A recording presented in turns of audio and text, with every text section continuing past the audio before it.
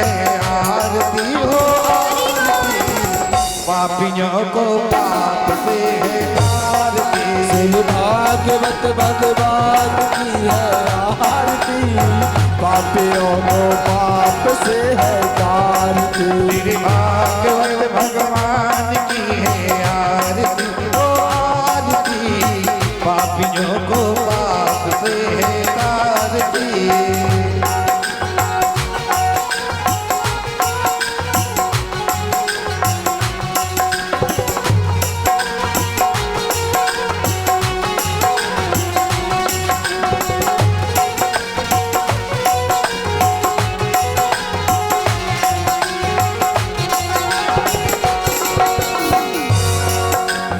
अमर ग्रंथ यह मुक्ति पंथ ये पंचर वाला, ये अमर ग्रंथ ये मुक्ति पंथ ये पंचम वेद निराला, नव ज्योति जगाने वाला। ये अमर ग्रंथ यह मुक्ति पंथ ये पंचम वेद निराला, नव ज्योति जगाने वाला। ये अमर ग्रंथ ये मुक्ति पंथ ये पंचम वेद निराला, नव ज्योति जगाने वाला। हरि नाम यही हरि ध्यान यही, हरि नाम यही हरि ध्यान यही, जग के मंगल की आरती, पापियों को पाप से है तारते। श्री भागवत भगवान की है आरती, पापियों को पाप से है तारती।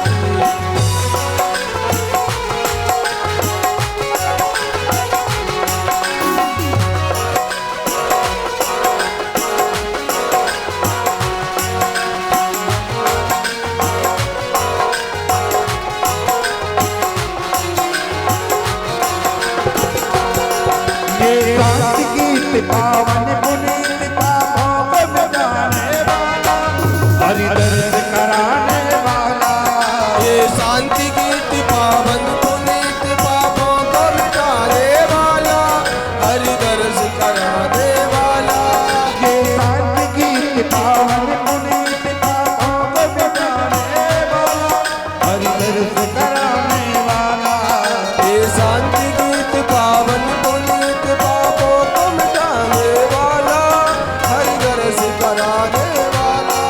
ये सुख करणी ये दुख हरणी, ये सुख करनी ये दुख हरनी, ये सुख करणी ये दुख हरणी, ये सुख करनी ये दुख हरनी।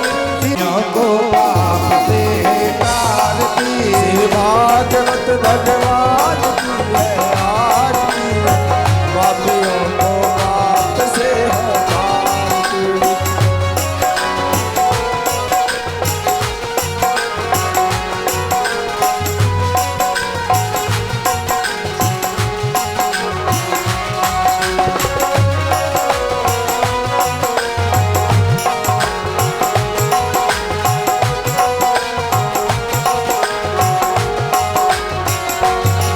ये मधुरी बोल जगमंती बोल सतमार्ग बताने वाला, बिगड़ी को बनाने वाला। ये मधुर खोल जगपंथ खोल सतमार्ग बताने वाला, बिगड़ी को बनाने वाला। ये मधुरी बोल जगमंती बोल सतमार्ग बताने वाला, बिगड़ी को बनाने वाला। ये मधुर खोल जगपंथ खोल सतमार्ग बताने वाला, बिगड़ी को बनाने वाला। श्री राम यही घनश्याम यही, श्री राम यही घनश्याम यही, श्री राम यही घनश्याम यही, राम यही घनश्याम यही। है प्रभु महिमा की आरती, पापियों को पाप से है तारती। आरती, पापियों को पाप से है तारती। श्री भागवत भगवान की है आरती हो आरती, पापियों को पाप से है तारती। श्री भागवत भगवान की है आरती, पापियों को पाप से है तारती।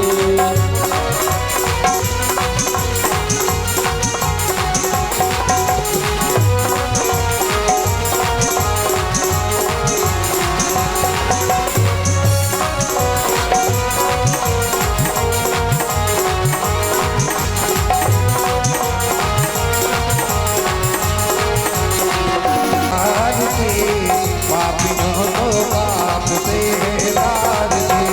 भागवत भगवान की है आरती, पापियों को पाप से है तारती।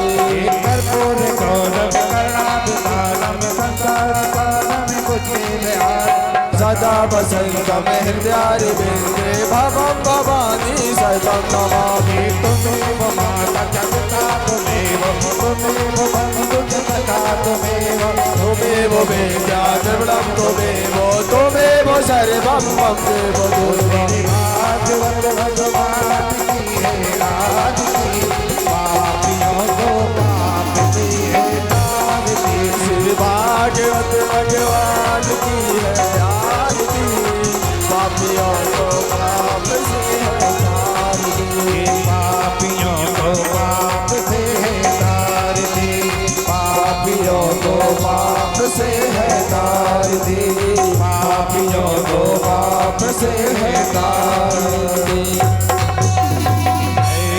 हरि ओम मां जगनेन जगना मया दत्तग्रहण परमेश्वर मंत्र पुष्पांजलिं समर्पयामि। बोलो कृष्ण कन्हैया लाल की, राधा रानी सरकार की। सभी अपने अपने स्थान पर विराजमान होकर के शांति का दान देते हुए कथा को श्रवण करेंगे। कस्तूरी तिलकम ललाट पटले, वक्षस्थले कौस्तुभम्, नासाग्रे वरमुक्तिकं करतले, वेणुकरे कंकिणम्, शर्वाङ्गे हरिचन्दनं सुललितं, कण्ठे च मुक्तावली, गोपस्त्री परवेष्टतो विजयते, गोपालचूडामणिं, रामाय रामभद्राय रामचन्द्राय वेदिषे, रघुनाथाय नाथाय सीताया पतये नमः। श्रीराम राम रघुनन्दन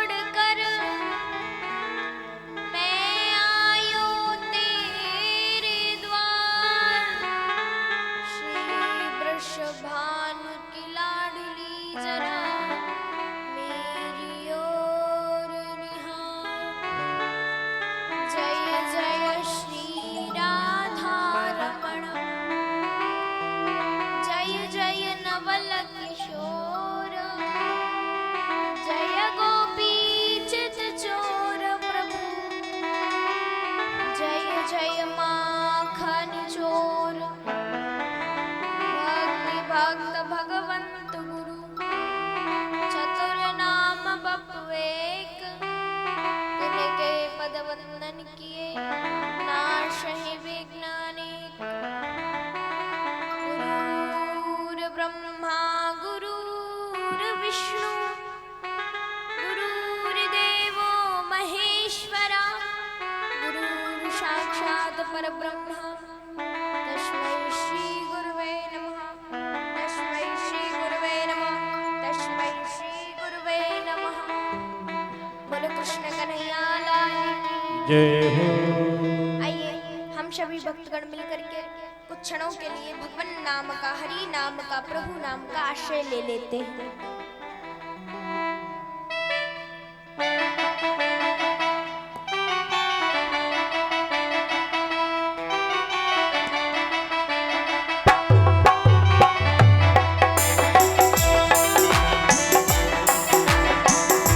किशोरी कुछ ऐसा इंतजाम हो जाए, किशोरी कुछ ऐसा इंतजाम हो जाए, किशोरी कुछ ऐसा इंतजाम हो जाए। जुबा पे राधा राधा राधा नाम हो जाए, जुबा पे राधा राधा राधा नाम हो जाए। किशोरी कुछ ऐसा इंतजाम हो जाए, किशोरी को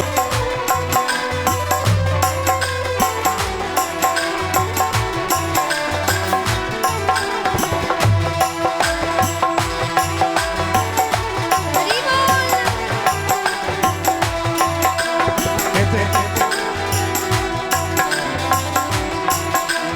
निसदादा निसदादा निसदादा निसदादा निसदा रे गा मा मा पा गा पा दा नि गा पा मा गा रे सा सा सा रे सा ओ पीना। किशोरी कुछ ऐसा इंतजाम हो जाए, किशोरी कुछ ऐसा इंतजाम हो जाए। जो बाप राधा राधा राधा नाम हो जाए, ओ जो बाप राधा राधा राधा नाम हो जाए। आप लोग बैठे हैं, तुम लोग कहना है तो आप लोगों को जरूर राधा का नाम जापना चाहिए। क्यों? किशोरी कुछ ऐसा इंतजाम हो जाए, किशोरी कुछ ऐसा इंतजाम हो जाए। ये जो बाप राधा राधा राधा नाम हो जाए, किशोरी कुछ ऐसा इंतजाम हो जाए।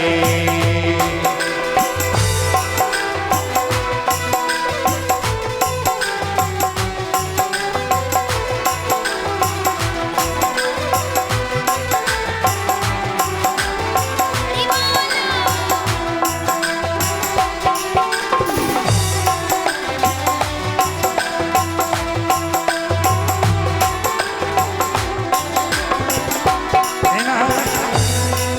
जब गिरते हुए मैंने तेरा नाम लिया है, जब गिरते हुए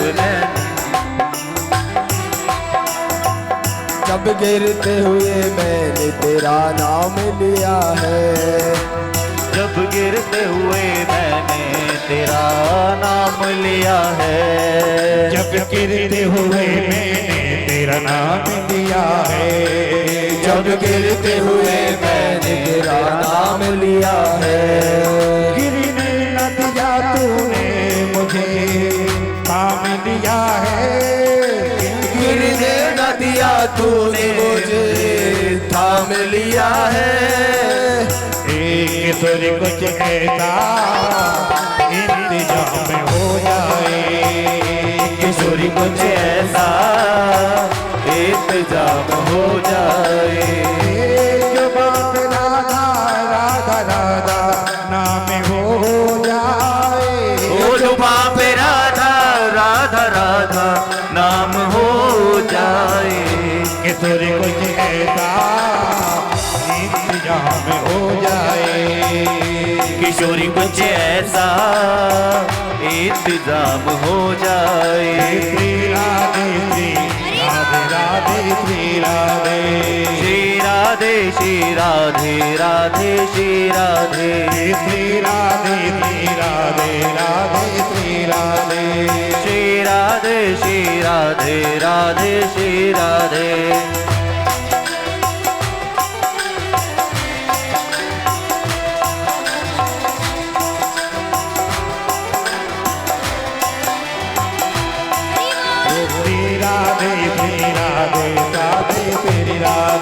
ओ श्री राधे श्री राधे राधे श्री राधे।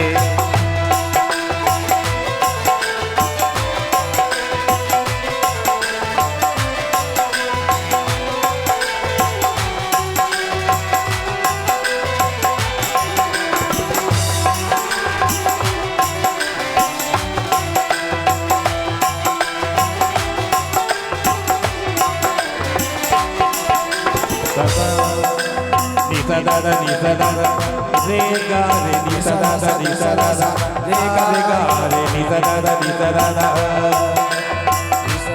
हे गोविंद मेरा है गोपाल मेरा है गोविंद मेरो है गोपाल मेरो है बाकी बिहारी नंदलाल मेरो है श्री बाके बिहारी नंदलाल मेरो है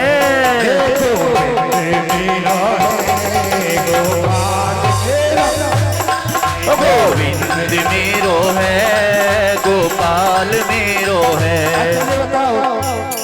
गोविंद किस किसका है?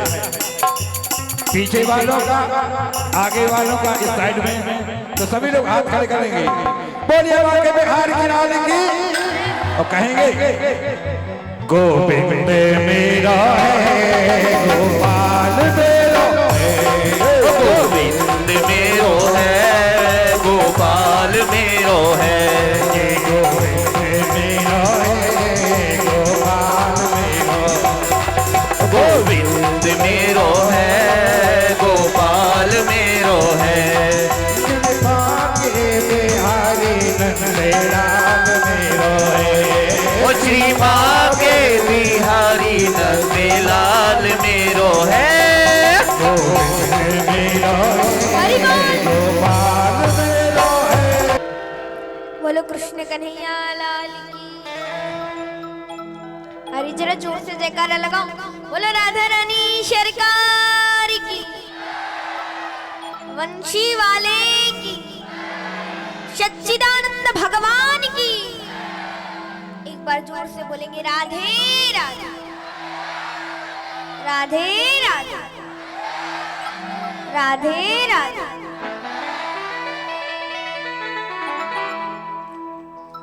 सुबह आप सभी भक्तों ने, माताओं ने विदुर जी की कथा को भी श्रवण किया था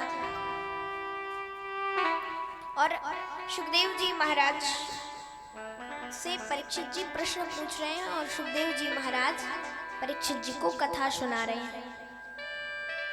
तो सुखदेव जी कहते हैं आगे चल के भगवान ने 12 रूप धारण किया। अच्छा, अब सुखदेव जी महाराज परीक्षित जी से बोले कि राजन, एक बार भोलेनाथ बैठे हुए थे और जब भोलेनाथ बैठे थे तो भोलेनाथ के पास पार्वती जी आई। बोली महाराज ऐसा करते, चलो आज हम दीप दान करके आते हैं। क्या करके आते हैं? दीप दान करके आते हैं। अब देखो दीप दान का महत्व, हम आपसे रोज दीपक लाने के लिए कहते हैं ना। क्यों कहते हैं? क्योंकि दीप दान का बड़ा महत्व है। क्या महत्व है? पार्वती जी बोली भोलेनाथ से कि महाराज दीपदान करने चलते हैं।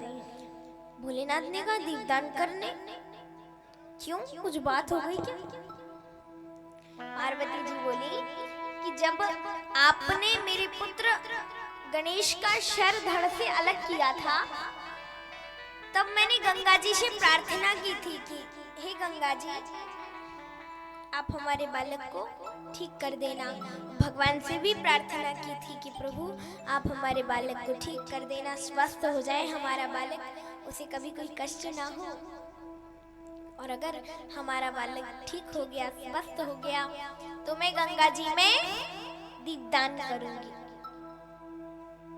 तो मेरा बालक प्रार्थना से, मेरी प्रार्थना से मेरा बालक ठीक हो गया। तो अब हम चलते हैं दीपदान करने के लिए। भोलेनाथ बोले अरे गंगा जी तो हमारे सर से बह रही, गंगा जी तो हमारे सर से बह रही, यही कर लो दीपदान। बोले नहीं नहीं नहीं, गंगा जी के घाट पर जाके, तट पर जाके दीपदान करेंगे। भोलेनाथ ने बहुत मना किया पर पार्वती जी नहीं मानी। तो भोलेनाथ और पार्वती जी और गणेश जी पहुंचे दीपदान करने। तो गंगा जी के किनारे दीपदान कर रहे थे। तो भोलेनाथ पार्वती जी को दीपक जला जला के देते जा रहे थे और पार्वती जी उन दीपकों को गंगा जी में छोड़ती जा रही थी। गणेश जी महाराज दूर बैठे बैठे देख रहे थे। तो सोचने लगे क्या करूं, बैठा हूं, अच्छा कुछ करता हूं। क्या करता हूं? गणेश जी महाराज खिसकते खिसकते खिसकते खिसकते गंगा जी के बिल्कुल पास में आ गए। और अब देखो, हम जब भी दीपदान करते हैं ना, जैसे गंगा जी में या किसी नदी में अपन दीप छोड़ते हैं ना, तो जहां से गंगा जी आ रही होती हैं उधर देखकर हमें दीप छोड़ने चाहिए, ना कि जहां जा रही होती है। यानी जहां से गंगा जी आ रही हैं वहां देखकर दीपक छोड़िए। जहां जिस साइड को गंगा जी जा रही है उस साइड नहीं देखना चाहिए। दीप जैसे जा रहे हैं उन्हें जाने दो, बस आप तो छोड़ दो। तो पार्वती जी प्रार्थना कर रही थी और जहां से गंगा जी आ रही थी वहां देख करके छोड़ती जा रही थी। तो पीछे ना भोलेनाथ ने देखा ना पार्वती जी ने। गणेश जी महाराज शूल से दीप उठा उठा के उनको किनारे पे, फिर जहां दीपक रखे थे वहां फिर लगाते जाते। वहां पार्वती जी दीपक छोड़ रही हैं और यहाँ गणेश जी उठा उठा के किनारे लगा रहे हैं। 2-3 घंटे बीत गए पर दीपक खत्म नहीं हुए। भोलेनाथ बोले हैं हमने इतने सारे तो दीपक बनाए थे, ये खत्म क्यों नहीं हो रहे? तब तक भोलेनाथ के हाथ के नीचे गणेश जी की शूल आ गई। तो पार्वती जी से बोले भोलेनाथ कि देखो तुम्हारा ये लाडला बेटा यही दीपों को उठा उठा कर किनारे लगा रहा था। पार्वती जी ने समझाया कि बेटा ऐसा नहीं करते, ऐसा क्यों कर रहे थे? तो बोला कि मैं दीपों को पार लगा रहा था, किनारे पर लगा रहा था, वरना ये आगे जाके डूब जाएंगे, इसलिए इनको किनारे पर लगा रहा था। तो पार्वती जी कहती तुम कितनों को पार लगाओगे, कितने को किनारे पर लगाओगे, कोई ना कोई तो जाकर आगे डूब ही जाएगा। तो गणेश जी कहते हैं कि देखो मैया, जो भगवान का नाम लेगा मैं उसको किनारे लगाता जाऊंगा, और जो भगवान का नाम नहीं लेगा, भगवान के नाम का सहारा नहीं लेगा, वो आगे जाकर के डूब जाएगा। उसके बाद दीपदान करके पार्वती जी, भोलेनाथ और गणेश जी वापस कैलाश पर्वत आते हैं। तो भोलेनाथ बैठे हुए थे आंखें बंद करके। तभी उनकी आंखें खुलती हैं और एकदम से जैसे वो आंखें बंद करने लग जाते हैं तब तक उनकी आंख से आंसू आ जाते हैं। और आंसू जब धरती पर गिरता है तो उस आंसू से एक बालक उत्पन्न हो जाता है। भगवान भोलेनाथ की आंखें बंद करने के बाद वह बालक निकला था। यानी वह अश्रु निकल के, जब भगवान ने अपनी आंखें बंद की तब वो अश्रु निकला और वही अश्रु एक बालक के रूप में परिवर्तित हो गया। तो आंखें बंद करने के बाद अश्रु निकला था, इसलिए जो बालक था वो अंधा था। उसका नाम था अंधकासुर। वो बालक रुदन करने लगा। पार्वती जी आई, गोद में ले लिया पार्वती जी ने। और पार्वती जी ने गोद में लिया तो भोलेनाथ कहते हैं, नहीं देवी, तुम इस बालक को छोड़ दो। भोलेनाथ बहुत समझाते हैं पर पार्वती जी कहती है, नहीं, ये आपका बालक है, आपके अश्रु से निकला है, तो ये आपका बालक है तो हमारा भी बालक है। नहीं, हम नहीं छोड़ेंगे इसको, ये हमारा बालक है। पार्वती जी मना कर देती हैं। भोलेनाथ ज्यादा कहते हैं तो पार्वती जी बोली, ठीक है, अब आप ज्यादा कह रहे हैं तो छोड़ दिया। वह बालक समुद्र में गिरा और जब वह बालक समुद्र में गिरा तो समुद्र में अंदर हिरण्यकश्यप का बड़ा भाई हिरण्याक्ष तप कर रहा था, भजन कर रहा था। अब आप कहेंगे हिरण्याक्ष कौन है? तो कश्यप जी की पत्नियां, उनमें से 2 पत्नी का नाम दिति और अदिति। अदिति के गर्भ से देवताओं का जन्म हुआ और उसी के विपरीत दिति के गर्भ से राक्षसों का 2 बालक, जिनका नाम हिरण्यकश्यप और हिरण्याक्ष। हिरण्यकश्यप और हिरण्याक्ष ये 2 भाई। एक बार हिरण्याक्ष ने सोचा कि मैं पृथ्वी को समुद्र में डुबो डालूंगा, लेकिन उसने सोचा कि मैं अमरता का वरदान प्राप्त करूंगा पहले। तो समुद्र में बैठकर तप कर रहा था, तभी ऊपर से आकर के अंधकासुर उसकी गोद में गिर पड़ा। तो उसने अंधकासुर को देखा तो उसको पालन पोषण करने लगा अंधकासुर का हिरण्याक्ष। और जब हिरण्याक्ष अंधकासुर का पालन पोषण कर रहा था, अंधकासुर बड़ा हुआ। यहाँ हिरण्याक्ष ने अपना तप पूरा नहीं कर पाया था और हिरण्याक्ष उस बालक की पालन पोषण में लग गया। तो एक बार अंधकासुर ने पूछा कि पिताजी, मेरी माँ कौन है?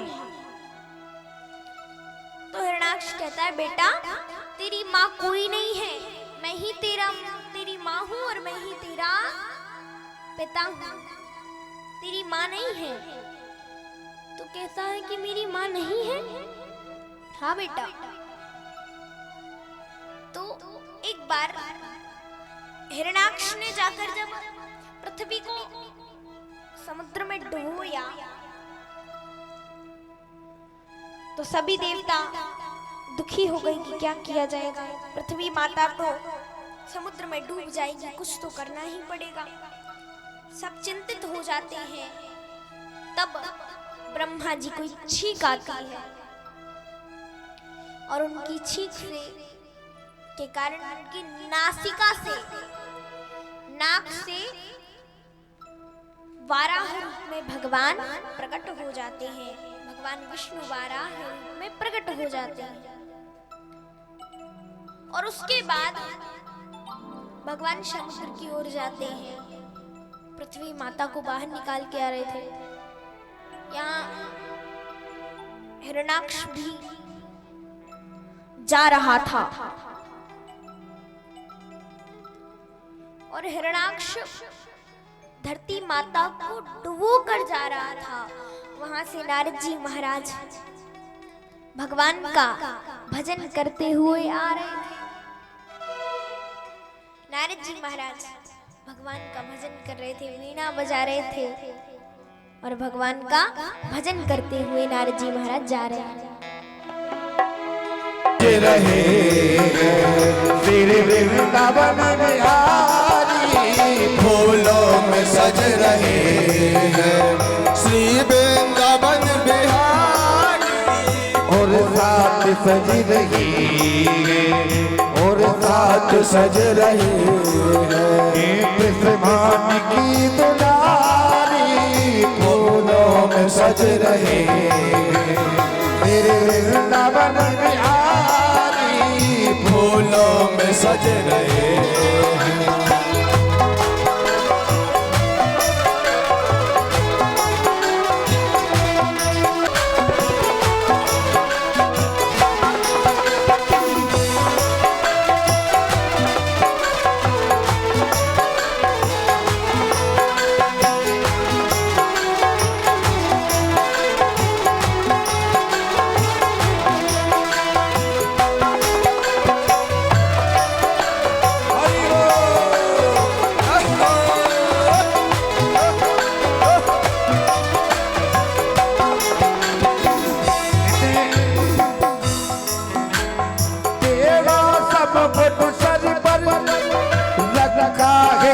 अदा से, तेरा सब मुकुट सर पर रखा है किस अदा से, तेरा सब मुकुट सर पर रखा है किस अदा से, तेरा सब मुकुट सर पर रखा है किस अदा से, करुणा बरस रही है। अमृतमयी दीपका दीदी की पानी से बरस रही अमृत के नहीं बरसना। बांके बिहारी की करुणा से ही आप पूरा गांव एकत्र बैठे हैं। तो आप लोगों को कहना है कि करुणा बरस रही है, करुणा भरी निगाह से, करुणा बरस रही है, करुणा भरी निगाह से, और बिन मोल बिक गई है, बिन मोल बिक रही है, जब से छवि निहारी, बिन मोल बिक रही है, जब से छवि निहारी, बिन मोल बिक गई है, बिन मोल बिक रही है, जब से छवि निहारी, फूलों में सज रहे हैं श्री वृंदावन बिहारी, फूलों में सज रहे हैं।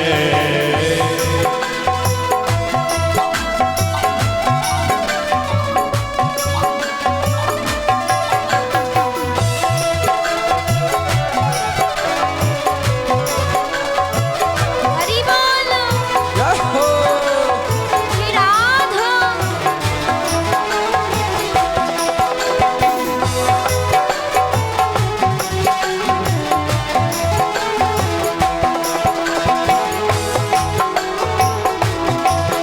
तालियां बजाते हुए, भक्ति करते हुए ताली भजन ताली।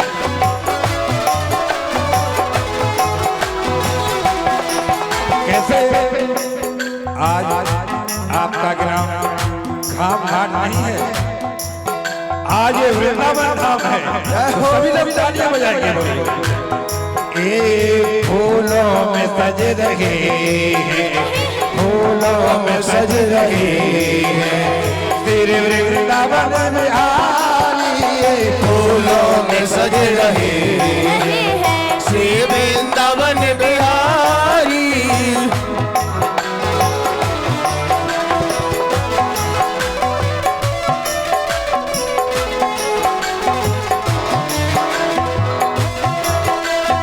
राधे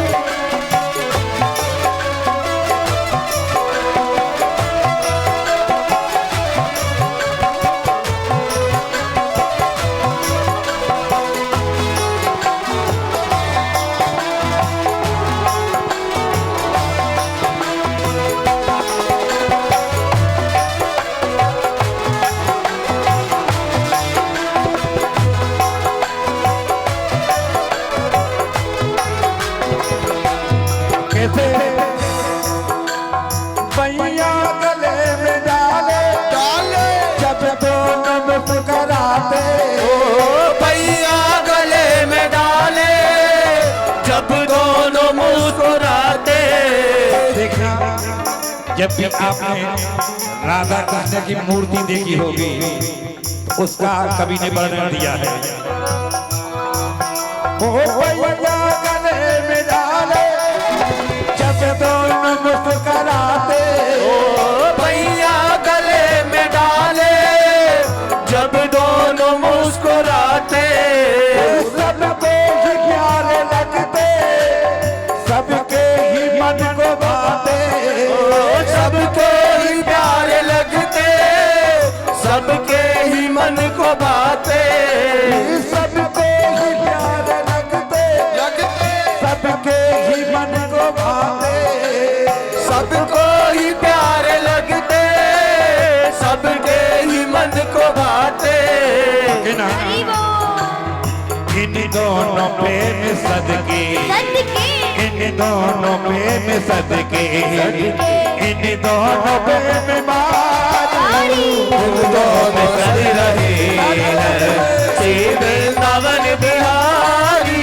फूलों में सज रहे हैं श्री वृंदावन बिहारी।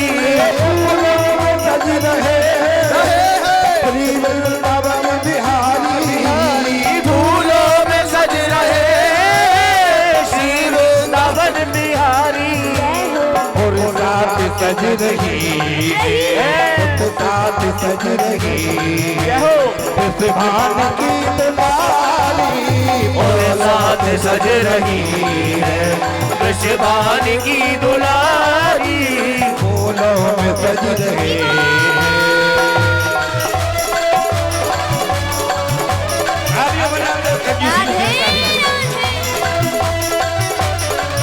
पीछे वाले आगे वाले सभी बजाएंगे वृंदावन।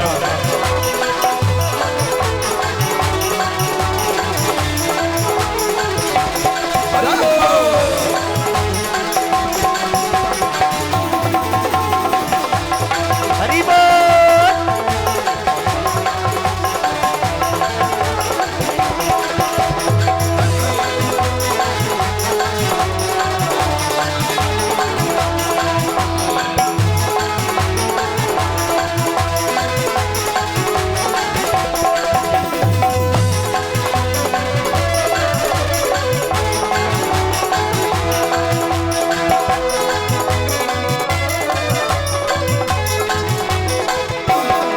और कहना है सिंगार तेरा प्यारे प्यारे शोभा कहूँ क्या उसकी, सिंगार तेरा प्यारे शोभा कहूँ क्या उसकी। सिंगार तेरा प्यारे प्यारे, शोभा कहूँ क्या उसकी, सिंगार तेरा प्यारे शोभा कहूँ क्या उसकी।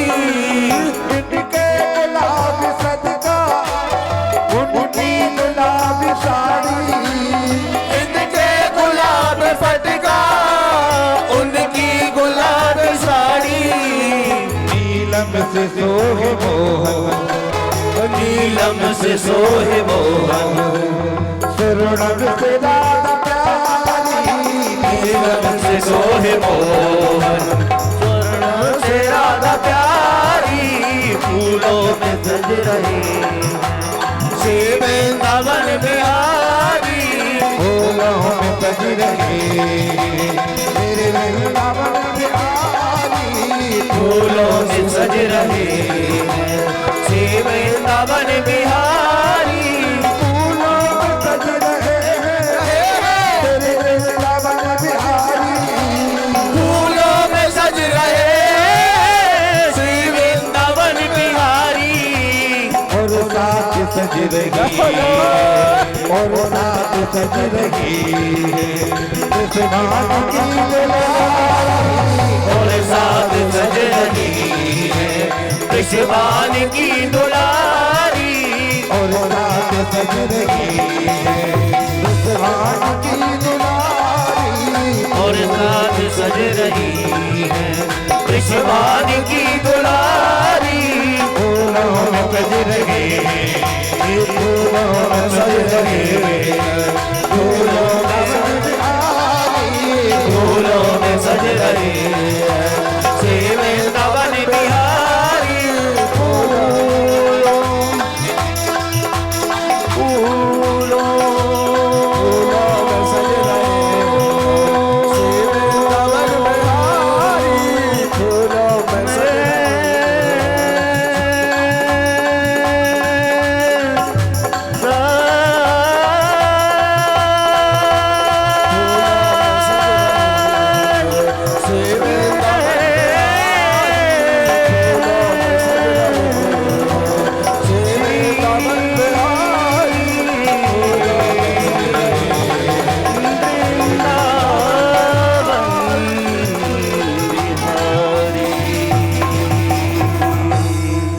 फूलों में सज रहे श्री वृंदावन बिहारी बोलो कृष्ण कन्हैया लाल की, सच्चिदानंद भगवान की। यहाँ नारद जी महाराज जब भजन कीर्तन करते हुए आ रहे थे, हिरण्याक्ष बोला, है रुको नारद, अरे तुम क्यों नारद, तुमको सिर्फ ये भजन गाना ही आता है कि और कुछ लड़ाई झगड़ा करना भी आता है, कि सिर्फ तुम भजन ही गाते रहते हो, बीना ही बजाते रहते हो। नारद जी बोले, देखो भैया, हम तो सिर्फ भजन करते हैं, हमसे नहीं होता है लड़ाई झगड़ा वगड़ा ना, हम सिर्फ भजन करते। अच्छा, तुम्हें सुनना है क्या भजन? बोले ना ना ना ना, सुनो नारद, हमें तो युद्ध करना है, अगर युद्ध आता हो तो करो। नहीं नहीं नहीं नहीं, अरे भैया नहीं, हमसे नहीं होता ये युद्ध वुद्ध। अच्छा हाँ, तुम्हें भजन सुनने हो तो बैठ जाओ, 3-4 भजन तुमको ही सुना देंगे हम, बैठ जाओ। बोले नहीं, मुझे खुजली हो रही है, युद्ध करना, युद्ध। नारद जी बोले, देखो हम तुमसे युद्ध तो नहीं कर सकते, पर हाँ तुम्हारी टक्कर का योद्धा बता सकते हैं, कहो तो। बोले फिर देरी किस बात की, कहो तो क्यों? अरे मिलाओ ना टक्कर का योद्धा, बताओ भाई कौन है टक्कर का योद्धा हमारी? नारद जी बोले, तुम्हारी टक्कर का योद्धा तुम्हें मिलेगा, यहाँ से जाओ, समुद्र के किनारे कोई व्यक्ति जिसका चेहरा वराह के समान, वराह जैसा होगा, और वो अपनी दांतों पर पृथ्वी को रखकर ला रहा होगा, वही तुम्हारी टक्कर का योद्धा है। उसको ललकारना, तुम्हारी वो ऐसी खुजली मिटाएगा, ऐसी खुजली मिटाएगा, ऐसी खुजली मिटाएगा कि तुम्हें अगली बार से खुजली नहीं होगी, ऐसी खुजली मिटाएगा। अच्छी बात है। हिरण्याक्ष वहां से नारद जी को प्रणाम करके समुद्र किनारे पहुंचा और भगवान को ललकारने लगा। भगवान को ललकारा, भगवान ने पीछे देखा और सुदर्शन चक्र के द्वारा हिरण्याक्ष का सर धड़ से अलग कर दिया, और सर धड़ से अलग करके यहाँ सभी देवता ऊपर से फूल बरसाने लगे। अब देखो, हर देवता का काम है, पहले कोई दुख आएगा तो भगवान से प्रार्थना करेंगे, भगवान उस दुख का निवारण कर देंगे, तो बस खुश करने के लिए फूल बरसा देंगे, हो गया इनका काम। अपना दुख दूर होगा तो फूल बरसा देंगे, खुश कर देंगे भगवान। ये देवताओं का काम। अब जैसे ही भगवान ने उद्धार किया हिरण्याक्ष का, सभी देवताओं ने प्रसन्न होकर खुश होकर फूल बरसा दिए। अब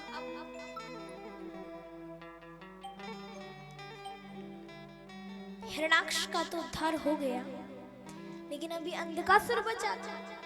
अंधकासुर बोला, मैं अपनी पिता की मृत्यु का बदला लूंगा, लेकर रहूंगा।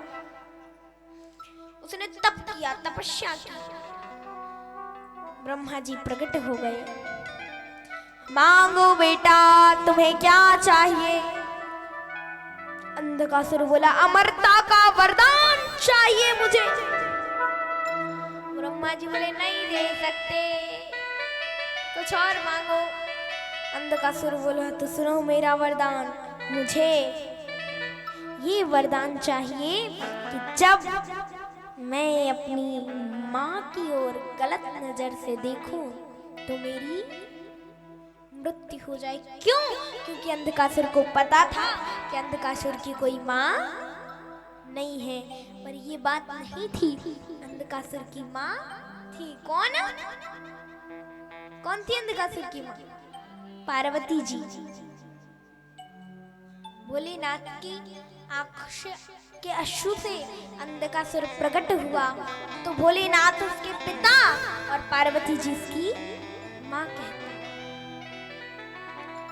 इसलिए अंधकासुर को ये बात पता नहीं थी, तो अंधकासुर ने कहा कि सोचा कि मेरी माँ नहीं है, तो ऐसा ही वरदान मांग लेता हूँ कि जब मैं अपनी माँ की तरफ गलत नजर डालूं तो मेरा नाश हो जाए। ब्रह्मा जी बोले, ठीक है, तथास्तु तथास्तु तथास्तु।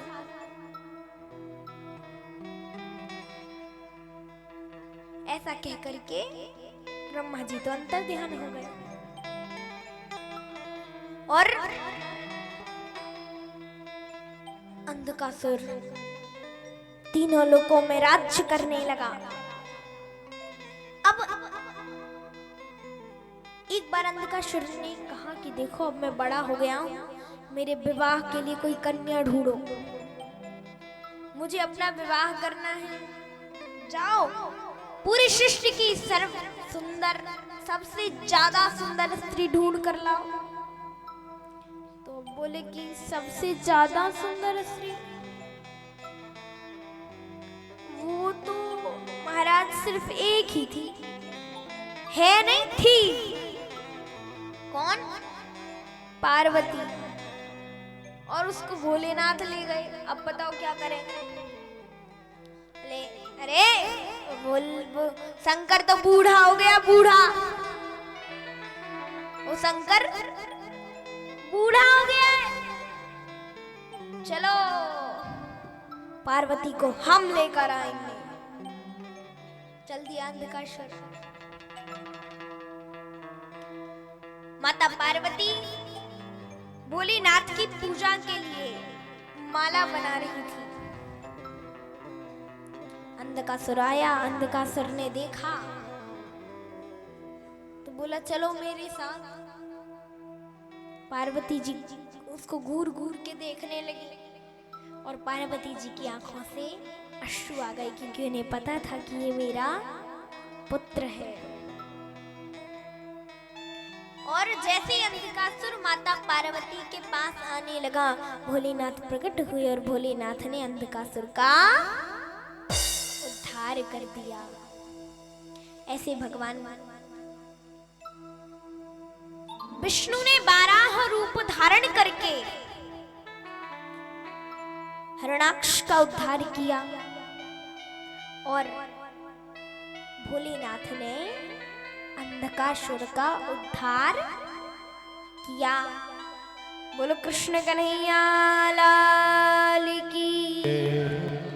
भूत भावन भोलेनाथ की जय हो, वंशी वारे की जय हो। यहाँ ब्रह्मा जी के पुत्र जिनका नाम था कर्दम ऋषि। क्या नाम था? कर्दम ऋषि। भगवान की भजन पूजा करते थे, समाधि लगाते थे, तप करते थे और वो 7x7 की कुटिया में पड़े रहते थे। एक दिन सोचने लगे कि संसार शादी करता है, संसार शादी करता है और मैं 7x7 की कुटिया में पड़ा रहता हूँ। ना ना ना ना ना, हमें भी शादी करनी चाहिए। क्योंकि ब्रह्मा जी के पास जाता हूँ तो ब्रह्मा जी के बगल में भी बैठी रहती हैं उनकी पत्नी जी, और भोलेनाथ के पास जाओ तो उनके बगल में भी बैठी रहती हैं पार्वती जी। भगवान विष्णु के पास जाओ तो उनके चरणों के पास दिख ही जाती है लक्ष्मी जी। संसार शादी करता है, मुझे भी शादी करनी चाहिए।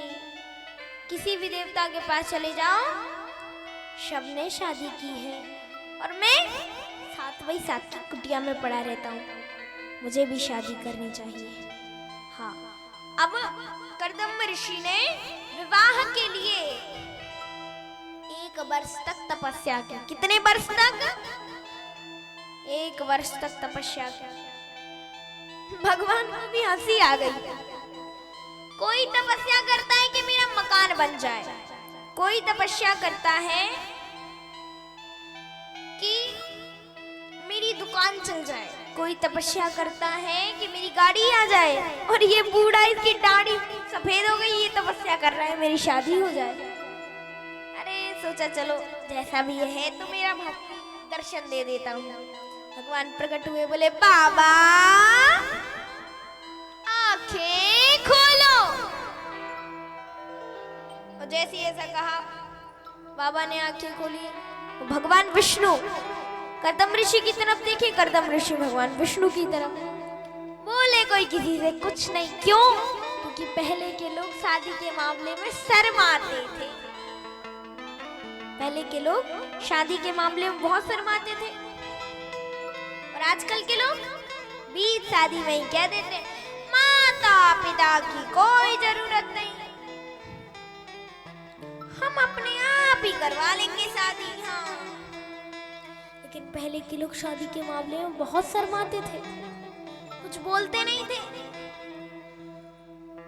तो अब भगवान मन में सोचने लगे कि ये तो कुछ बोल ही नहीं रहे, बोलना तो मुझे ही पड़ेगा। भगवान बोले बाबा शादी करना चाहते हो?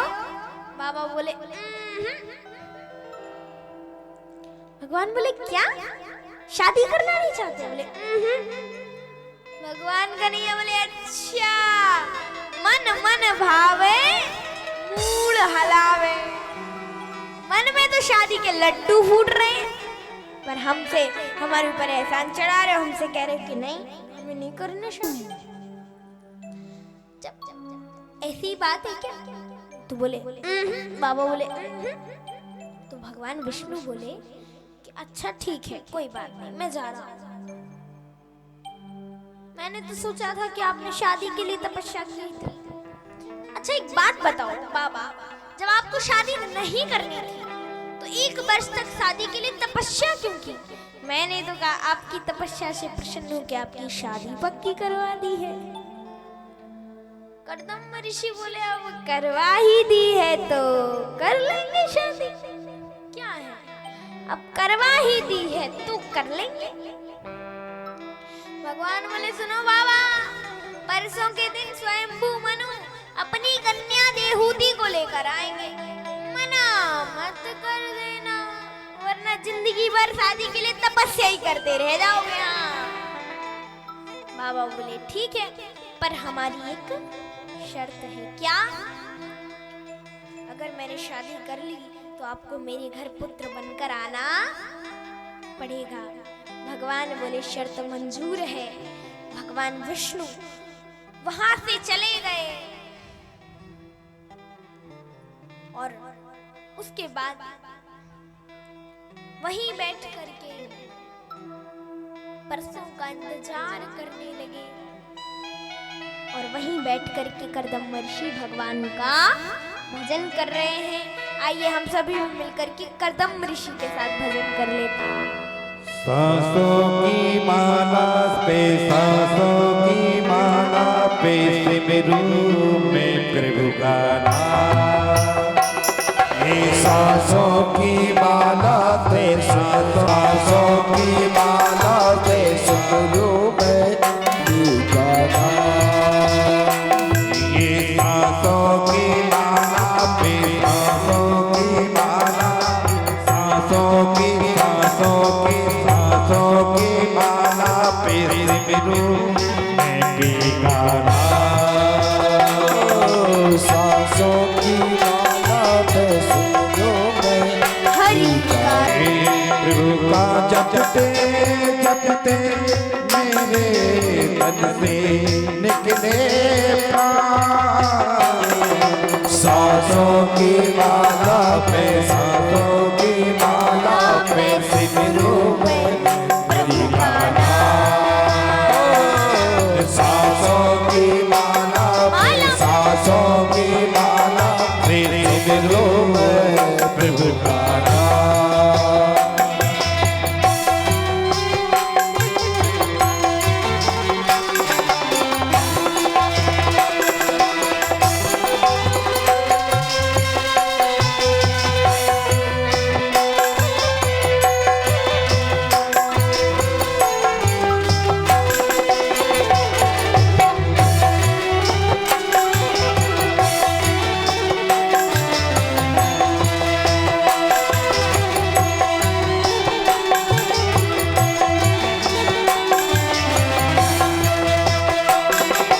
सांसों की माला पे, सांसों की माला पे सिमरू में प्रभु का नाम।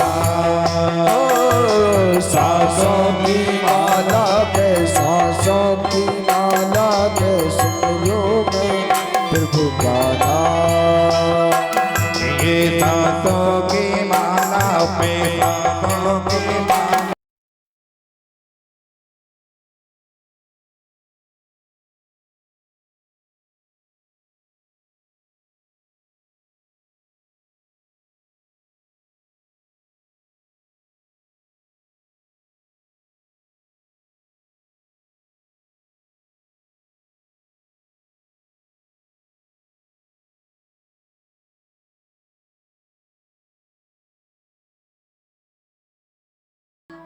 बड़ा सम्मान किया गया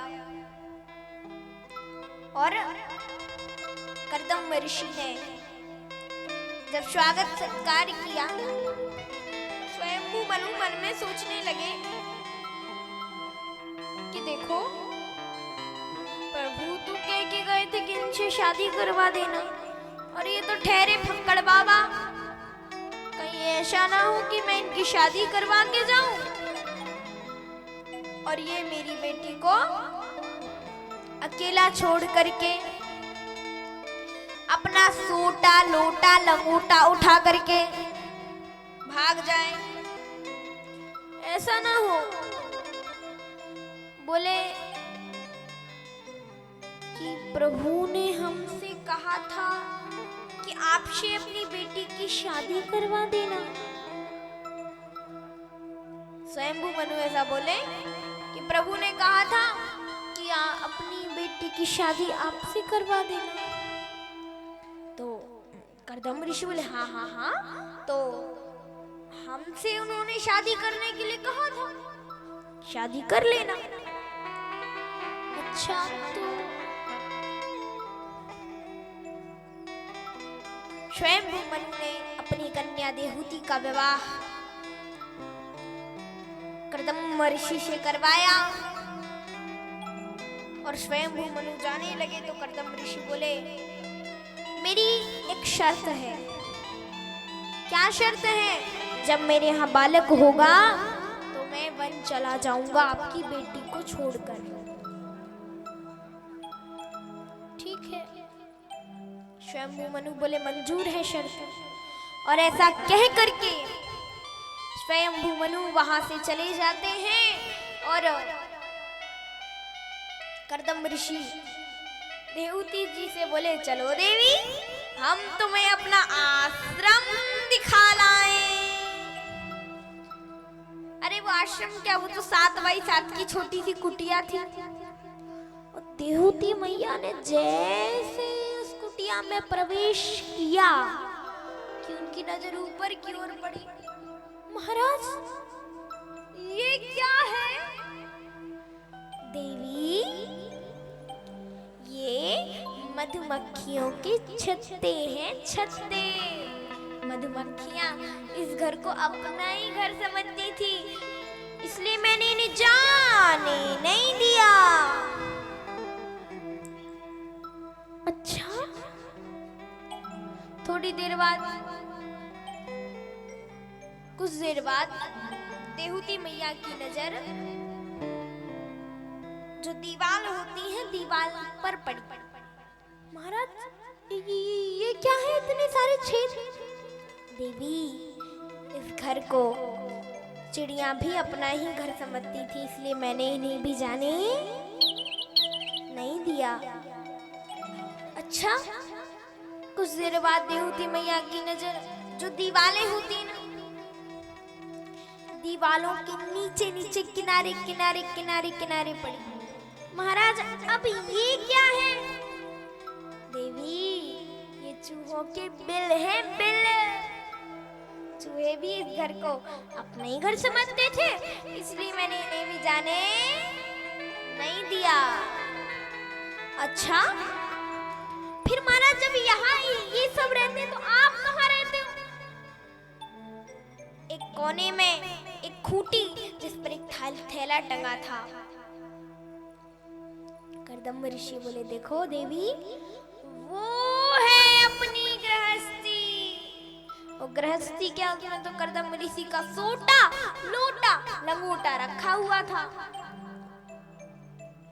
तो देहूती मैया ने देखा तो मन ही मन सोचने लगी, कितने धर्मात्मा है मेरे पति, कितने पुण्यात्मा है मेरे पति। अगर उनकी जगह कोई आजकल की पत्नी होती ना तो क्या कहती, कुत्ता बिल्ली पाल रखे हैं, ना खाने का ठिकाना ना पीने का ठिकाना, तन पे ना लगता, चल बड़े कलकत्ता। कहाँ है किचन, कहाँ है गैस सिलेंडर? हमसे नहीं बनती चूल्हे से रोटी। अगर आजकल की होती तो ऐसे कहती, पर नहीं, वो देहूती मैया थी। मन ही मन सोचने लगी, मेरे पति कितने धर्मात्मा हैं, कितनी पुण्यात्मा है। ऐसा सोच करके देहूती मैया शांत होकर रहने लगी। अब संध्या वंदन का समय हुआ। कर्दम ऋषि बोले, चलो देवी संध्या वंदन हो जाए। देहूती मैया ने सोचा कि कोई होगी संध्या वंदन, आरती कर लेंगे, पूजा कर लेंगे, भोग प्रसाद लगा देंगे, बैठकर भजन कर लेंगे, हो गया संध्या वंदन। नहीं, समाधि लगी सो लगी। 1 घंटा बीत गया, 2 घंटे बीत गए, 3 घंटे बीत गए, 4 घंटे बीत गए, 5 घंटे बीत गए, 1 दिन बीत गया, 2 दिन बीत गए, 3 दिन बीत गए, 4 दिन बीत गए, 5 दिन बीत गए, 1 महीना बीता, 2 महीने बीते, 3 महीने बीते, 4 महीने बीते, 5 महीने बीत गए, 1 वर्ष बीत गया, 2 वर्ष बीत गए, 3 वर्ष बीत गए, 4 वर्ष बीत गए, 5 वर्ष बीत गए और समय बढ़ता चला जा रहा है। देहूती मैया रोज अपने पतिदेव का शरीर गीले कपड़े से पोंछ देती और खुद सूखे पत्ते, घास और जो मिलता फल, कभी तो पानी पीकर ही गुजारा कर लेती और कभी पानी भी नहीं पीती। ऐसी देहूती मैया तप कर रही थी। कर्दम ऋषि समाधि में लीन थे करदम ऋषि तो समाधि में लीन थे।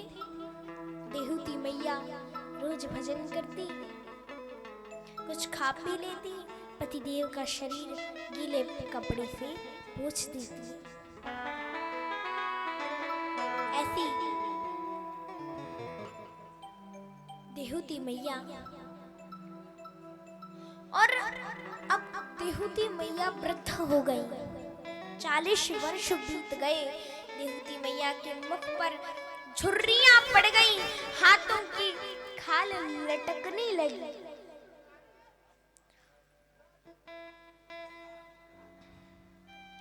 चालीस वर्ष बाद करदम ऋषि की समाधि खुली। बोले बुढ़िया, इधर आ, इधर आ। कौन है तू? कहां से आई है और मेरे आश्रम में क्या कर रही है बुढ़िया? देहूती मैया बोली, महाराज मैं तो आपकी पत्नी हूँ, मैं तो आपकी अर्धांगिनी हूँ। करदम ऋषि बोले, काय की पत्नी, काय की अर्धांगिनी? देहूती मैया समझ गई ये मुझे भूल गए। कहा, याद कीजिए,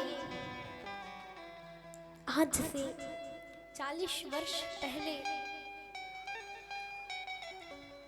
स्वयंभू मनु अपनी कन्या देहूती को लेकर आपके पास आए थे। कुछ याद आया? अरे देवी, तुम वही हो, पर तुम अभी तक गई क्यों नहीं? क्यों नहीं गई? तुम अपने पिता के घर चली जाती। कहा, नहीं, हर पत्नी के लिए पति का घर ही स्वर्ग समान होता है। किसी भी पत्नी को मायके जाने की आवश्यकता नहीं है। उसका विवाह होने के बाद उसे अपने पति को ही सर्वस्व मानना चाहिए। आजकल माताएं गुरु बनाती हैं, गुरु बनाने की आवश्यकता नहीं है। पति को ही अपना सर्वस्व मानना चाहिए। और ये मैं नहीं कहती, ये रामचरितमानस में भी वर्णन आता है। जब ये शिव महापुराण में भी वर्णन आता है कि जब पार्वती जी का विवाह होता है और पार्वती जी जाने लग जाती हैं, तो उनकी माँ उन्हें समझाती है कि बेटा, पति को ही सर्वस्व मानना, पति के अलावा किसी कोई देवता नहीं होता। पति के अलावा किसी को और मत मानना, क्योंकि पति के अलावा किसी देव की पूजा करने का कोई फल प्राप्त नहीं होता।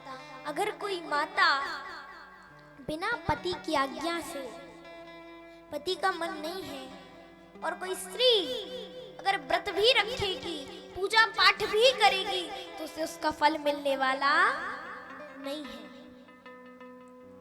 पति ही सर्वस्व होता है और पति को ही अपना सर्वस्व मानना चाहिए। ये हर पत्नी का कर्तव्य होता है। तो मैं कैसे चली जाती? मैं आपको ही अपना सर्वस्व मानती हूँ। मैंने माता पिता के घर जाना उचित ना समझा और मैं अपने माता पिता के घर नहीं गई।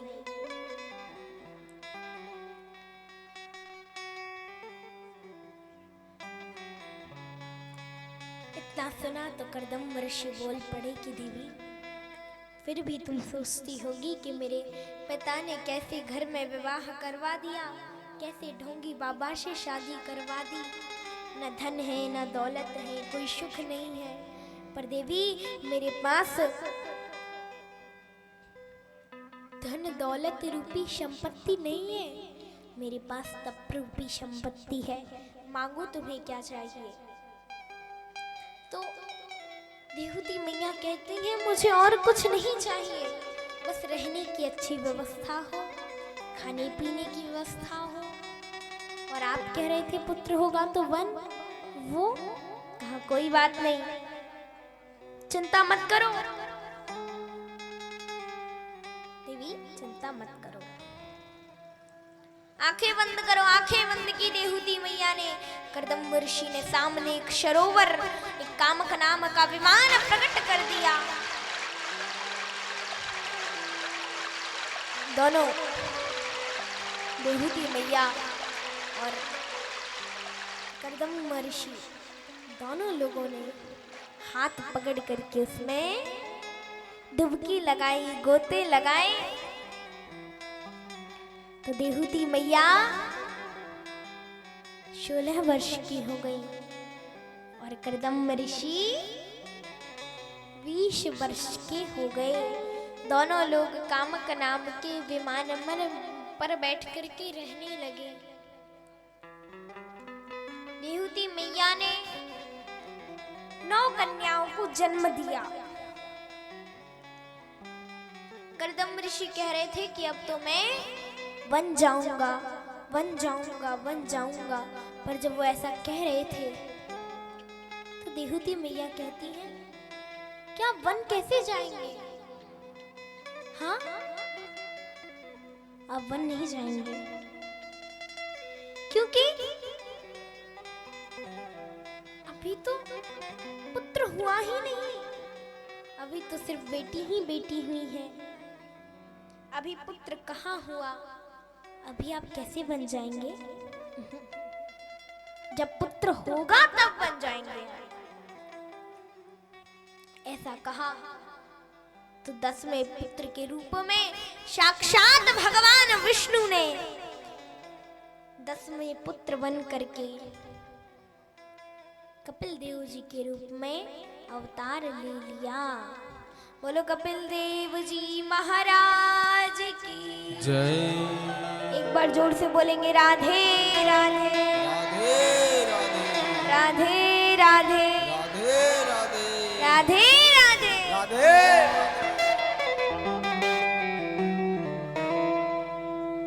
अब कपिल देव जी का अवतार हुआ और जैसे ही कपिल देव जी का अवतार हुआ तो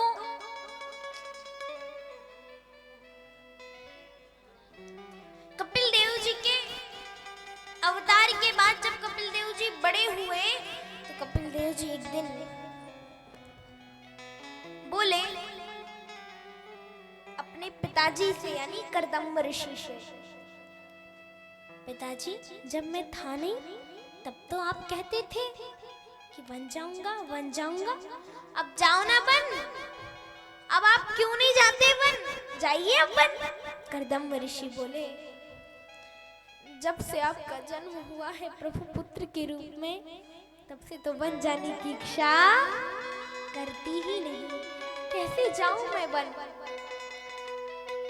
कपिल देव जी कहते नहीं, आप बन जाइए। बन जाने में ही आपकी भलाई है। करदम ऋषि प्रभु की आज्ञा मान करके करदम ऋषि वन की ओर चल देते हैं। भगवान का भजन कीर्तन करते हुए जंगल की ओर जा रहे हैं। गोविंद गोविंद गोपाला गोपाला मोरे हरि गोविंद गोविंद गोपाला हरि गोपाला मोरे मनोहर रसलाला।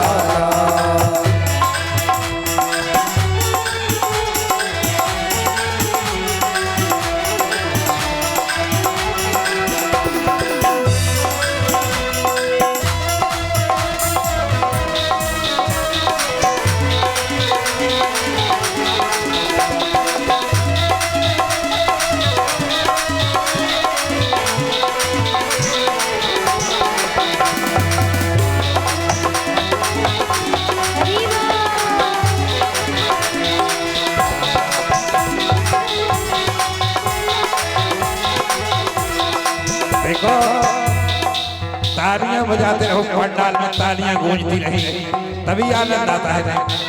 गोविंद गोपाला हे गोपाला हे मुरली मनोहर रसलाला हरि गोविंद गोविंद गोपाला मेरो मुरली मनोहर नंद लाला। अजी बंसी बजैया है नंद लाला, बंसी बजैया है नंद लाला। वो तो गैया चरैया है नंद लाला, ये तो गैया चरैया है नंद लाला। वो तो गौए चरैया है नंद लाला। ये तो गैया चरैया है नंद लाला। कहते हैं कि गोविंद गोविंद गोपाला, अजी गोपाला मुरली मनोहर नंद लाला। बोलो गोविंद गोविंद गोपाला, गोपाला मेरो मुरली मनोहर नंद लाला। अजी गोविंद गोविंद गोपाला, गोविंद गोविंद गोपाला, गोपाला मेरो मुरली मनोहर नंद लाला।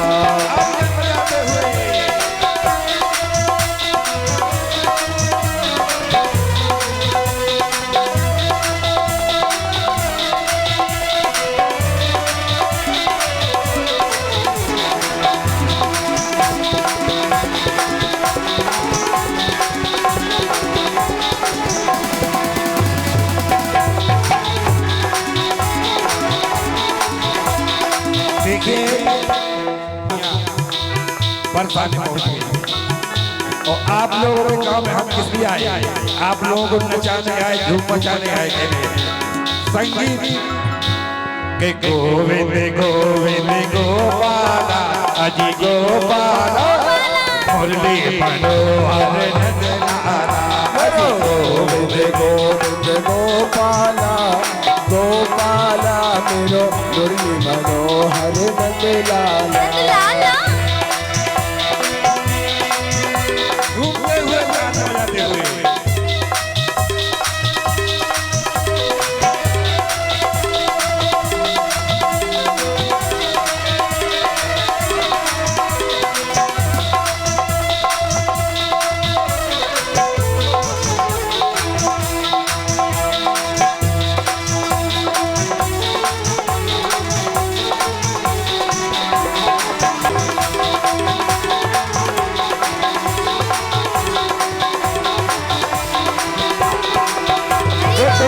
बंसी बजैया नंद लाला, वो तो बंसी बजैया नंद लाला। वो तो बंसी बजैया नंद लाला। वो तो बंसी बजैया नंद लाला। अजी रास बजैया नंद लाला, हरिदास रचैया नंद लाला। वो तो रास बजैया नंद लाला। वो तो रास रचैया नंद लाला।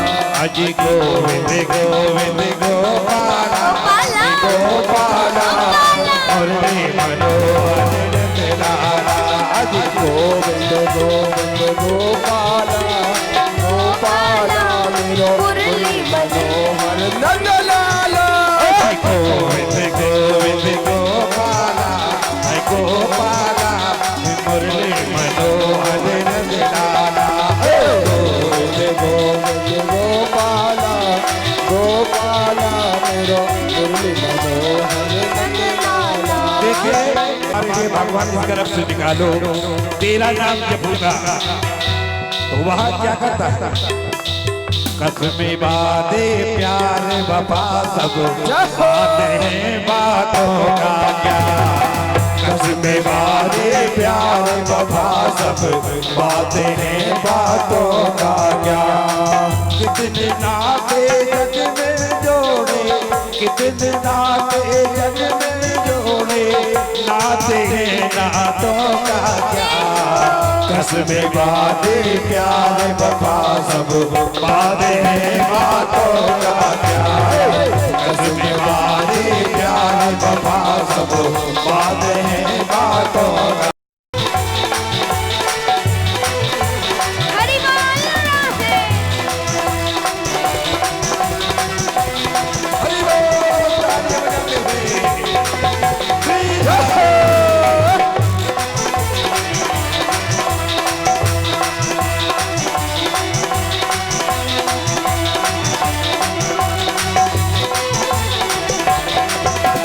गोविंद गोविंद गोपाला, गोपाला मुरली मनोहर नंदलाला मुरली मनोहर नंदलाला मुरली मनोहर नंदलाला मुरली मनोहर नंदलाला मुरली मनोहर नंदलाला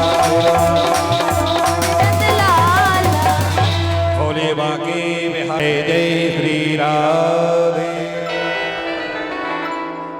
राधे राधे। बोलो सच्चिदानंद भगवान की, वंशी वाले की। अच्छा, आपको पता है हम राधे राधे क्यों बुलवा रहे हैं बार बार? क्योंकि हमारे जजमान जी को और भी ऐसे लोग हैं जिनको नींद आ रही है, तो हम बीच बीच में राधे राधे बुलवा देते हैं ताकि नींद भाग जाए। ठीक है, बोलो कृष्ण कन्हैया लाल की। इसलिए एक बार और सभी मिलके बोलेंगे राधे राधे। देखो हमारे भाई लोग ही ज्यादा आवाज लगाते हैं, ये माताएं तो बस हाथ उठा देती हैं। अब हमारी माताएं और भाई लोग जोर जोर से बोलेंगे, यहाँ से भी आवाज आनी चाहिए राधे राधे।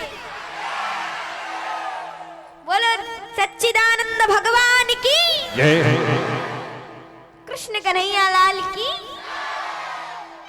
वंशी वाले की। यहाँ कर्दम ऋषि भजन करने के लिए जंगल गए और कुछ दिनों बाद देहूती मैया ने सोचा कि देहूती मैया विचार करने लगी, मेरे घर साक्षात भगवान ने जन्म लिया है और मैं हूं कि उन्हें पहचान नहीं पाती। नहीं, मुझे भगवान को पहचानना होगा। भगवान मेरे घर आए हैं और मैं हूं कि उनको भगवान समझती ही नहीं, उन्हें पुत्र कहती हूं, पुत्र समझती हूं। नहीं, मुझे कुछ करना होगा। ऐसा विचार करने लगी कि मुझे सत्संग करना होगा। और देहूती मैया सुंदर मंच सजाती हैं, कपिल देव जी को तैयार करती हैं, उन्हें मंच पर बैठाती हैं, आरती सजाती हैं, आरती उतारती हैं और जैसे चरण छूने के लिए अपने हाथ आगे बढ़ाती हैं तो कपिल देव जी कहते हैं, नहीं नहीं नहीं माँ, ये आप क्या कर रहे हो? माँ, नहीं, ये ऐसा मत करो। जो कार्य आज मुझे करना चाहिए वो कार्य आज आप कर रही हो। माँ नहीं, ये तो मुझे करना चाहिए ना, ये आप क्यों कर रही? नहीं माँ, आप तो मेरी माँ है। देवती मैया कहती, नहीं प्रभु,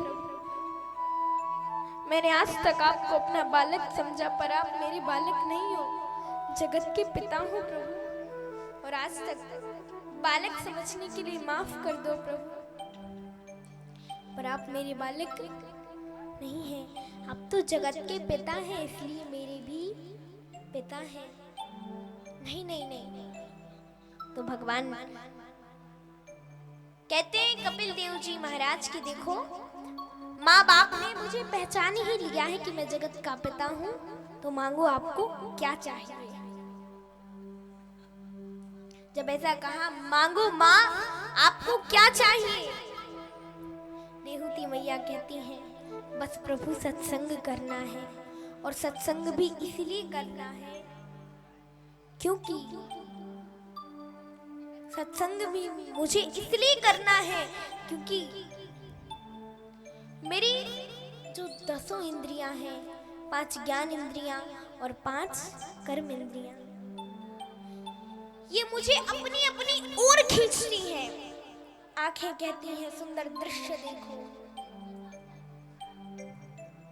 आंखें कहती हैं सुंदर दृश्य देखो, और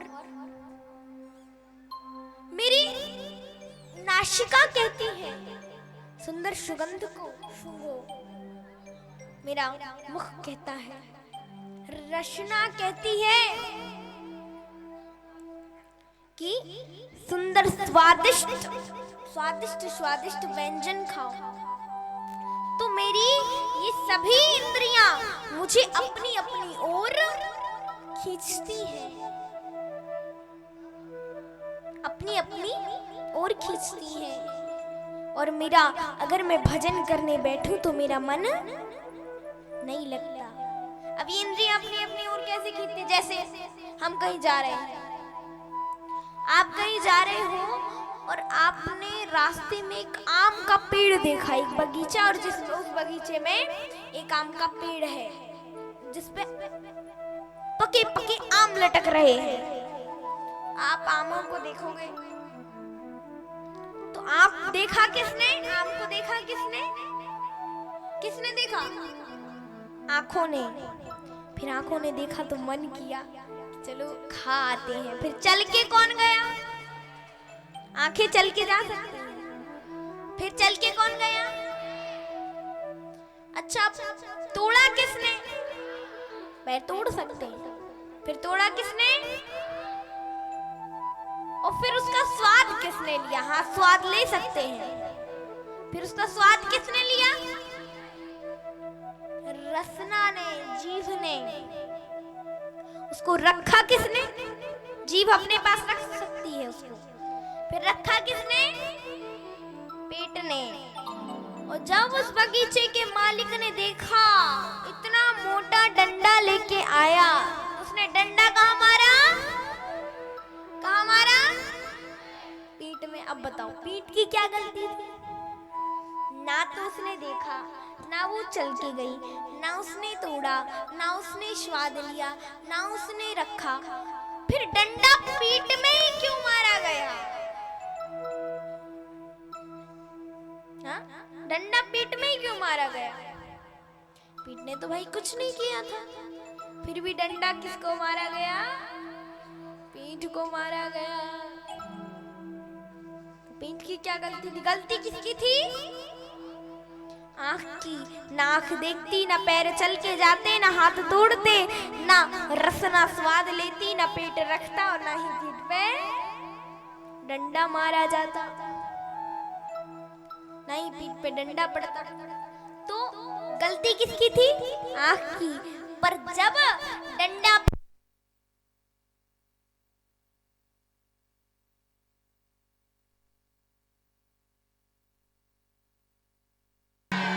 राधा रानी सरकार की जय हो।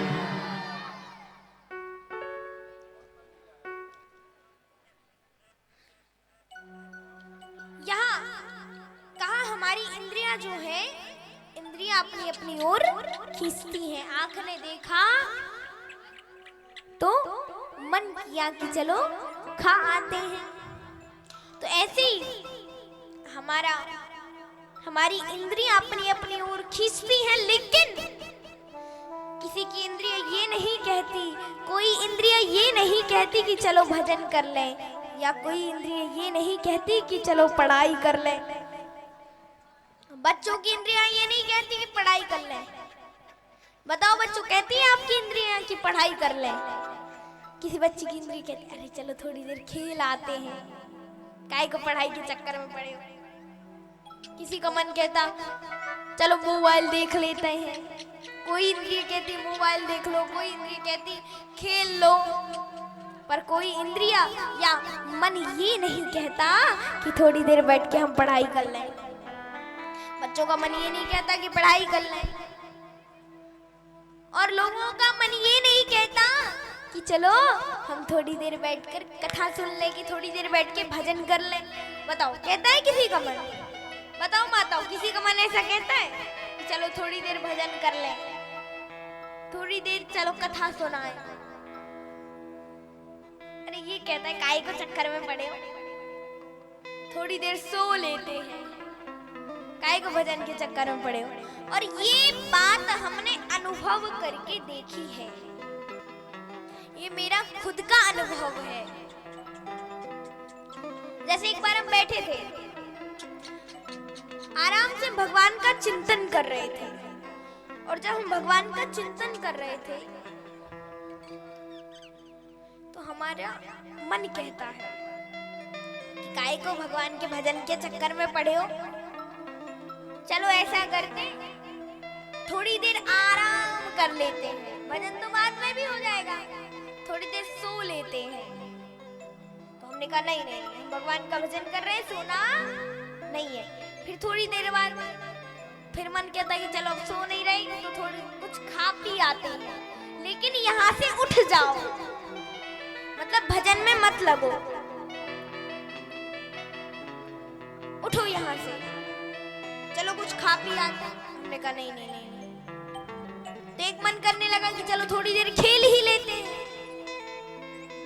अच्छा खेल ही नहीं रहे हो तो थोड़ी देर मोबाइल ही देख लेते हैं, यही बच्चों का मन करता है।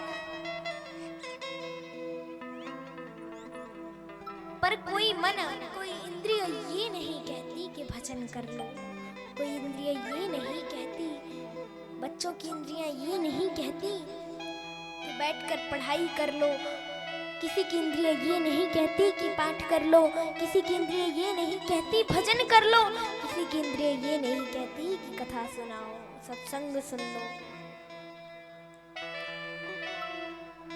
तो ऐसी हमारी इंद्रियां हैं, इसलिए मैं सत्संग करना चाहती हूँ। ऐसा कौन कह रही है? देहूती मैया। इसलिए मैं सत्संग करना चाहती हूँ। तो प्रभु मुझे सत्संग करना है। कपिल देव जी बोले हाँ हाँ करिए, बताइए माँ क्या सत्संग करना चाहती हैं, क्या पूछना चाहती हैं? देहूती मैया कहती हैं प्रभु एक बात बताइए, बंधन और मुक्ति का कारण क्या है? कपिल देव जी कहते हैं माँ बंधन और मुक्ति का कारण है मन। मन के हारे हार है, मन के जीते जी, मन के हारे हार है, मन के जीते जी, मन ही मिलावे राम सो, मन ही करावे फजी तो रामा, मन ही करा रामा मन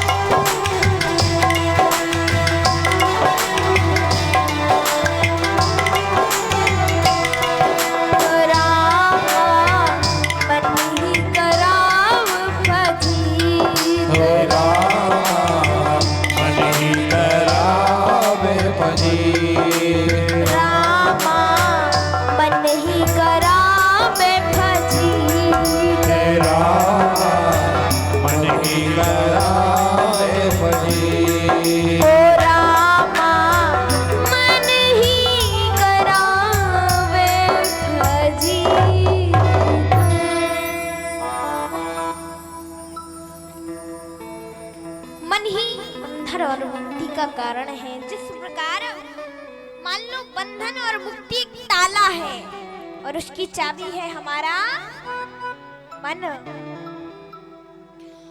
और ताले की चाबी को जैसा घुमाते हैं, अगर इस साइड घुमाएंगे तो ताला खुल जाएगा और इस साइड घुमाएंगे तो ताला बंद हो जाएगा।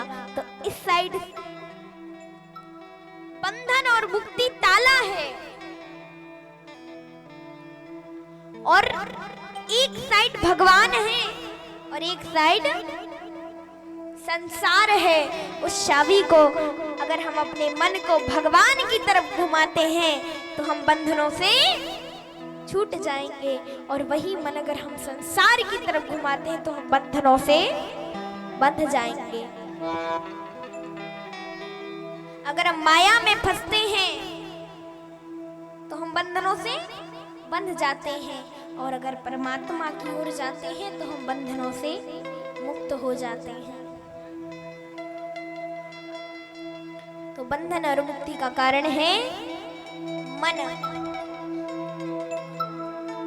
अब एक बार इस पर मुझे बड़ा सुंदर चुटकुला याद आया। एक बार क्या हुआ, एक व्यक्ति का बहुत बड़ा सा घर जल गया।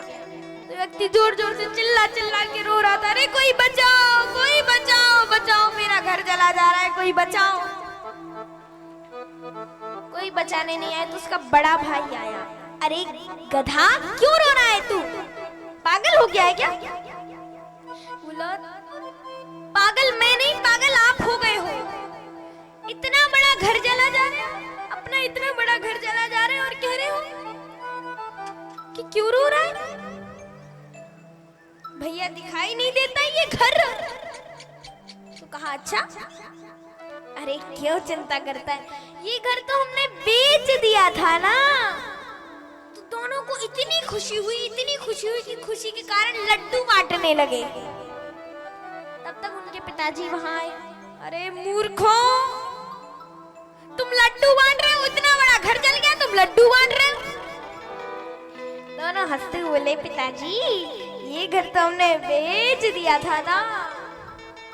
तो उसका पिता बोला, अरे मूर्खों, लेने वाले ने वापस कर दिया था, फिर इतना दुख हुआ, लड्डुओं की थाली हाथ से छूट गई, फिर रोने लगे। तो क्या है, मन है, मन से मान लिया अपना है तो रोने लगे, उसी मन से मान लिया दूसरों का है तो इतनी खुशी हुई कि लड्डू बांटने लगे, और फिर उसी मन से मान लिया कि अपना है तो दुख हो गया, रोने लगे। जानते हैं कि सृष्टि में अपना कुछ भी नहीं है, सब भगवान का है, फिर भी अपना अपना करते हैं। मेरा मेरा मेरा, अपना अपना करते गए, हमारा ये हमारा। तो ये है हमारा मन। और कहा कि माँ आप तो अपने मन को भगवान के चरणों में बांधो। तो कहा जब भगवान के चरणों में मन बंधता ही नहीं तो कैसे बांधे, भजन होता ही नहीं तो कैसे करें, कैसे करें हम भगवान का भजन। जब मन ही नहीं लगता, बैठते हैं तो कहीं कहीं जाएगा मन, कहीं कहीं जाएगा। अब यहाँ लोग बैठे हैं ना, इनमें से आधे लोग तो ऐसे हैं जिनका मन यहाँ है ही नहीं, और आधे लोग ऐसे हैं जिनका मन यही है। आधे लोगों का मन, किसी का मन घर में है, किसी का मन ऐसा है कि हम इतनी अच्छी नई नई चप्पल पहन के आए थे, बाहर उतारे आए, कहीं कुछ चुरा ना ले जाए। किसी का मन यहाँ है, अपनी चप्पल जूतों पे है। किसी का मन घर परिवार में है कि हमारे बच्चे सो रहे होंगे कि नहीं, जग तो नहीं गए होंगे, हमारे पतिदेव ठीक होंगे कि नहीं। किसी का मन घर परिवार में है तो मन लगता ही नहीं, तो कैसे करें भजन? जब मन लगेगा नहीं, हम बैठ नहीं पाएंगे भजन करने, तो कैसे कर पाएंगे? तो कहा भाव को भाव अनख आलशहु नाम जपत मंगल निश दशहु भाव भावे अलख आलस हो नाम जपत मंगल देश दस हो भाव अनख आलशहु नाम जपत मंगल दिशि दशहु भावे को भावे अलग आलस हो नाम जपत मंगल देश दस हो भाव कुभाव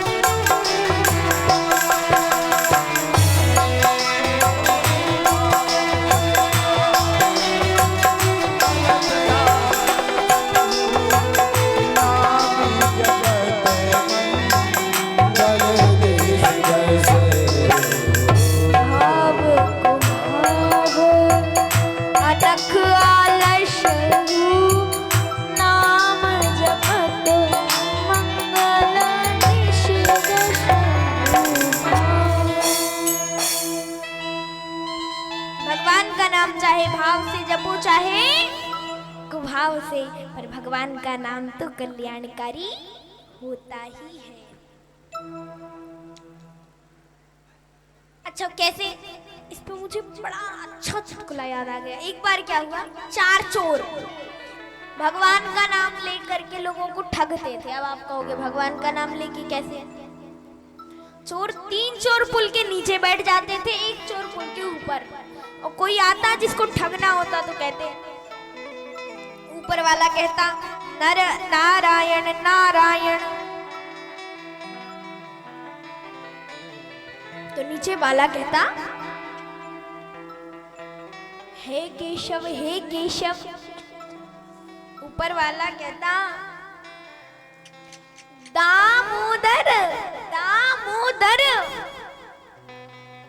तो नीचे वाला कहता केशव देव केशव देव।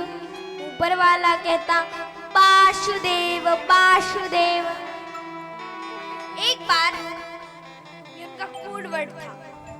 एक बार क्या हुआ, एक पंडित जी आ रहे थे, उन्हें ठगना था, बैठ गए। ऊपर वाला कहता नारायण नारायण, मतलब नर आ रहा है नर आ रहा है। तो नीचे वाला कहता हे केशव हे केशव, कैसा है कैसा है कैसा है? तो ऊपर वाला कहता दामोदर दामोदर, मतलब उधर माने पेट और दाम माने पैसा।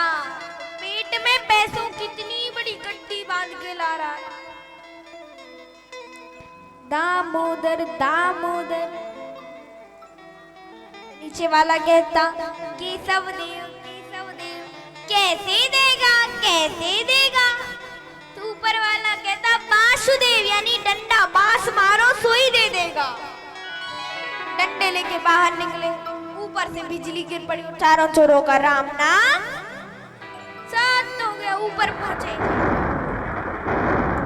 यमराज ने देखा,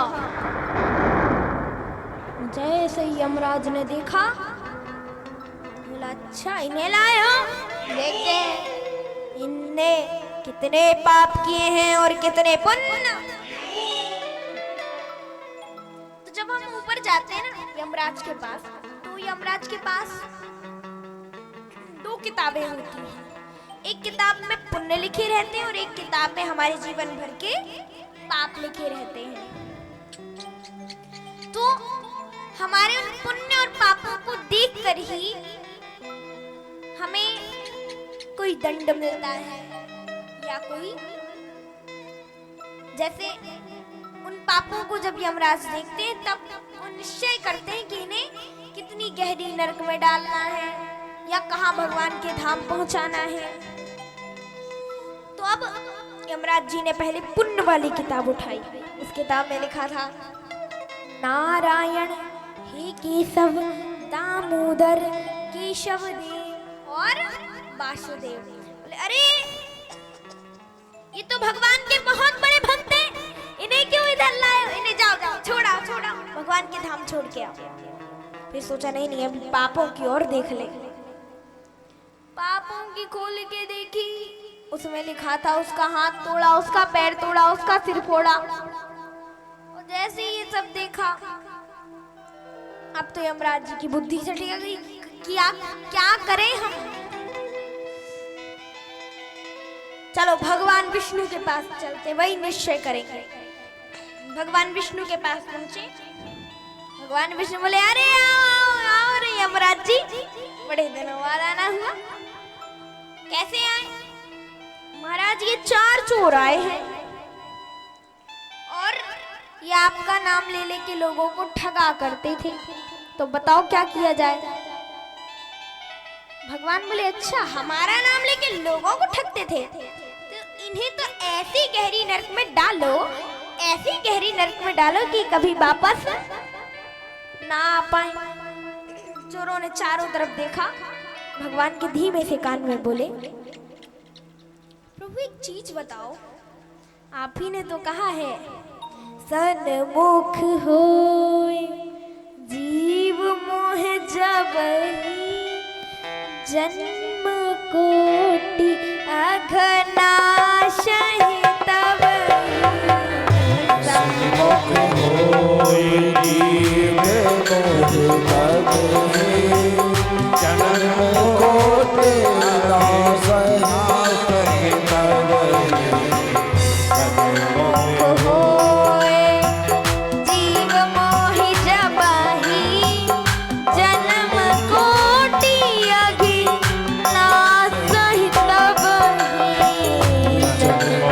होय जीव मोह जबहि, जन्म कोटि अघनाशहि तबहि। जब जीव मेरे सन्मुख आ जाता है,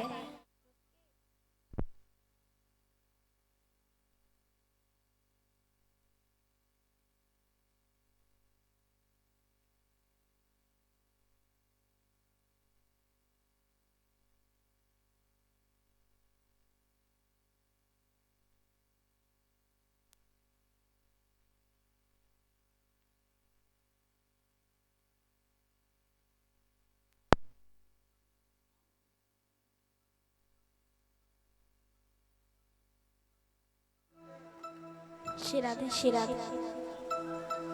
तो जब जीव मेरे सन्मुख आ जाता है तो उसके जन्म जन्म के पाप नष्ट हो जाते हैं। पर महाराज हम तो आपके सामने 2 घंटे से खड़े हैं, तो क्या हमारे पाप नष्ट नहीं हुए होंगे। बताओ प्रभु, हम तो आपके सामने 2 घंटे से खड़े हैं, हमारे पाप नष्ट नहीं हुए होंगे। हाँ प्रभु। तो भगवान धीमे से कहते हैं कि ऐसा करो, तुम चारों के चारों हमारे यहाँ वैकुंठ में ही रह जाओ। और वो चारों चोर भगवान विष्णु के साथ वैकुंठ में रहने लगे। बोलो कृष्ण कन्हैया लाल की जय हो। तो भाव कुभाव अनख आलसहु, नाम जपत मंगल दिश दशहु। इतना सुना देहूती मैया पानी पानी हो गई और एक नदी में बह गई। इस नदी का नाम हो गया सिद्धदा। बोलो सिद्धदा महारानी की।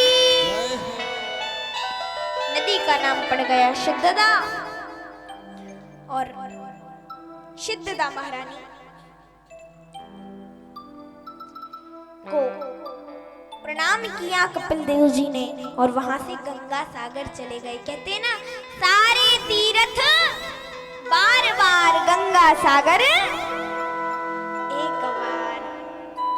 बोलो कृष्ण कन्हैया लाल की, कपिल देव जी महाराज की, सत्यदा महारानी की।